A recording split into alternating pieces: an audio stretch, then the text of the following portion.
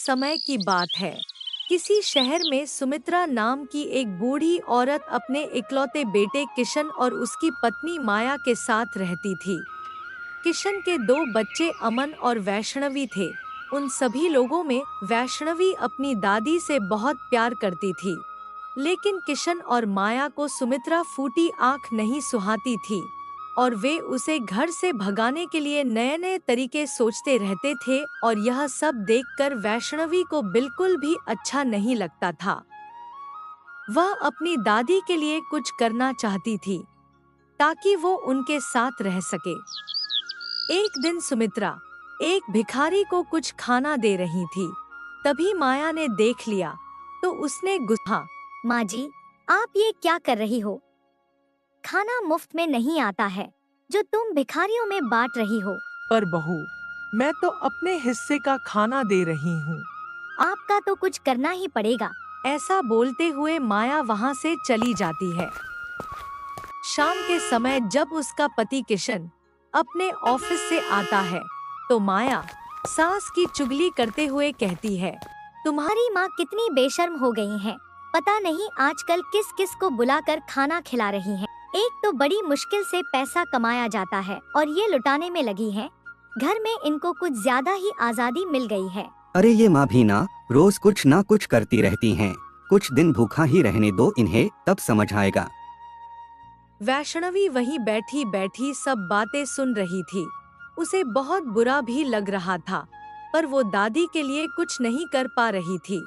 फिर पूरे दिन सुमित्रा को खाना नहीं मिला, जिससे उसकी हालत खराब हो गई और वो बिना खाना खाए ही सो गई।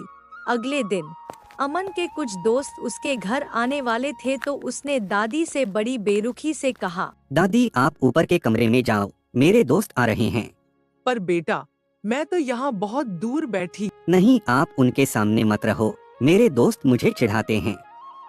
तभी माया ने किचन से आवाज लगाई, क्या हुआ अमन, क्यों चिल्ला रहे हो? देखो न माँ, ये दादी यहीं रूम में बैठी हैं। आज लंच पर मेरे दोस्त आ रहे हैं।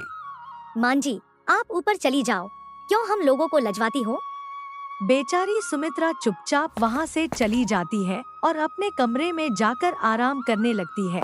अमन के दोस्त भी खाना खाकर वहाँ से चले जाते हैं। ऐसे ही दिन निकल जाता है और रात में जब किशन और माया अपने कमरे में सोने जाते हैं तो माया पति से कहती है, देखो जी, अब कुछ करो। मैं अब माँ जी के साथ नहीं रह सकती। अब इस घर में या तो वो रहेगी या फिर मैं। अगले दिन जब सभी साथ में बैठे होते हैं तब किशन अपनी माँ से, माँ अब आप अपने रहने का ठिकाना कहीं और देख लो, हम आपको साथ में नहीं रख सकते हैं, सबको परेशानी हो रही है। बेटा, सबको परेशानी हो रही है या फिर बहू को हो रही है? तभी माया गुस्से में बोलती है, हाँ हाँ माँ जी, मुझे ही परेशानी हो रही है। अब बस आप यहाँ से वृद्धाश्रम चली जाओ ताकि मैं शांति से रह सकूं। पर बहू, मैं वहाँ कैसे रहूंगी? वहाँ मेरी देखभाल कौन करेगा? अरे, और लोग भी तो रहते हैं वहाँ पर, और फिर हम सारी व्यवस्थाएं कर देंगे ना। फिर किशन ने कहा, माँ मैं कल सुबह ही आपको वृद्धाश्रम छोड़ दूंगा।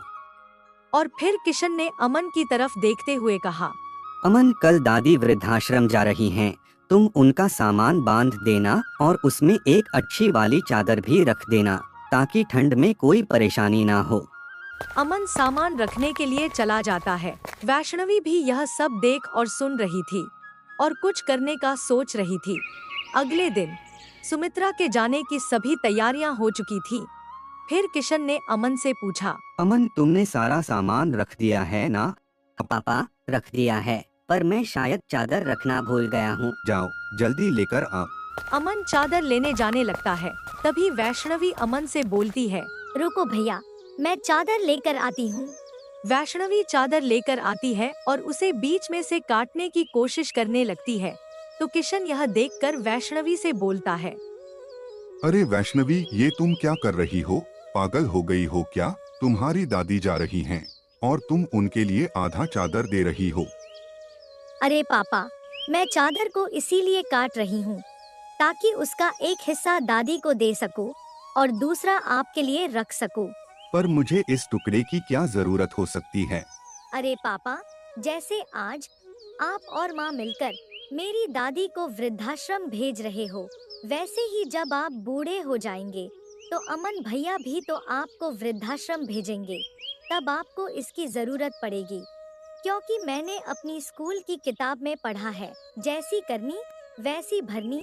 कमरे में अचानक से सन्नाटा छा जाता है और किशन सब कुछ समझ जाता है और उसे अपनी गलती का एहसास होता है। उसे लगने लगा था कि उससे कितनी बड़ी भूल होने वाली थी। वह माँ के कदमों से लिपट जाता है और बोलता है, मुझे माफ कर दो माँ, मुझसे बहुत बड़ी गलती हो गई। मैं आपका अपमान करता रहा। मैं अपनी गलती समझ गया हूँ, मुझे माफ कर दो माँ। सुमित्रा सभी को माफ कर देती है, क्योंकि वो एक माँ है और इस तरह वैष्णवी की समझदारी ने एक बिखरते परिवार को फिर से एक कर दिया। तो दोस्तों, हमें इस कहानी से यह शिक्षा मिलती है कि कभी भी अपने माता पिता का अपमान नहीं करना चाहिए, क्योंकि भगवान ने माता पिता को सबसे पहला गुरु माना है।